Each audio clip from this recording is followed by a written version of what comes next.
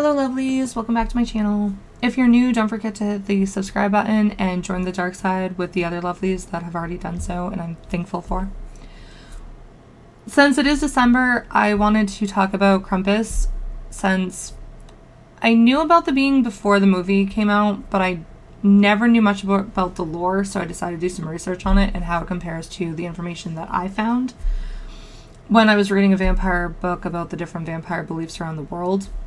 I came across Necht Ruprecht, I think that's how I pronounce it, which is another name for Krampus, which I actually did not know until I started doing some research. I'm not entirely sure what it looks like compared to Krampus, because I don't know if they look a little different, because I think the name is different because of the location.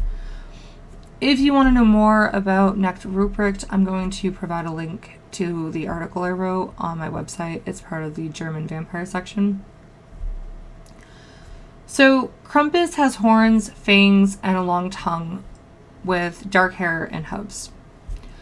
Krampus, before Christianity, was the son of Hel, the Norse god of the underworld. He was thought to be a part of pagan rituals during the winter solstice. I'm not entirely sure how accurate that is, just because I'm not familiar with the Nordic pagan beliefs or rituals. With the spread of Christianity, Krampus became associated with Christmas, even though the Catholic Church actually tried to ban him, which I thought was fascinating, that they couldn't actually get rid of him when Christianity took over. So I thought that was kind of funny. According to legend, Krampus is the sidekick of St. Nicholas and arrives on the evening of December 5th, called Krampus Night. While St. Nicholas gives out presents and treats to nice children, Krampus beats the children who are naughty with branches and sticks. Such a nice guy. In some cases, he is said to eat them or take them to hell. On December 6th, St. Nicholas Day, children awaken to their gifts or nurse their injuries from the night before. Festivities also include the Krampus Run, which often involves alcohol, people dressed as the creature, and parading through the streets, scaring spectators, and sometimes even chasing after them. Sounds like a great night, actually.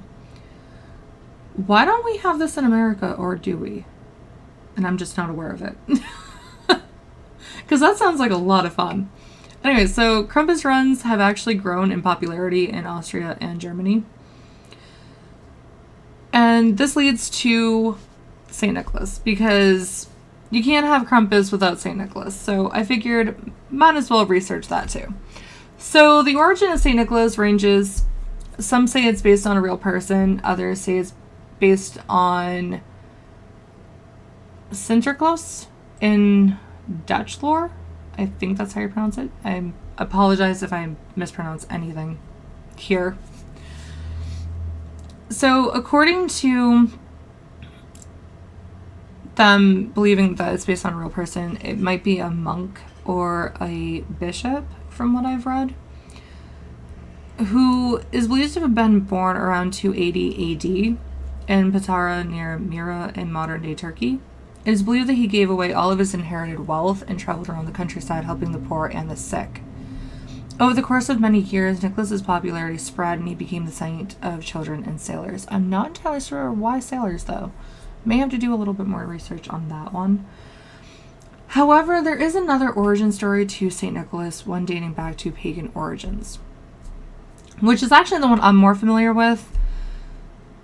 So Santa may have actually been influenced or come from Odin, also known as Woden, which was a god revered by Germanic people in Northern Europe, which dates back to 2 BCE. Odin was celebrated during Yule, which is a pagan holiday that takes place in midwinter. During this time, Odin was believed to lead the wild hunt, which was a ghostly procession through the sky. Odin appeared as a bearded, cloaked man who traveled through the night sky on his 8-legged horse. I'm not going to try to pronounce his horse's name, because I know I'm going to get it wrong, just to let y'all know. Children would place their shoes near the chimney, filling them with carrots or straw for the horse. When Odin flew by, he would reward them, leaving gifts in their boots. Now we leave stockings instead of boots. What stories have you heard about Santa?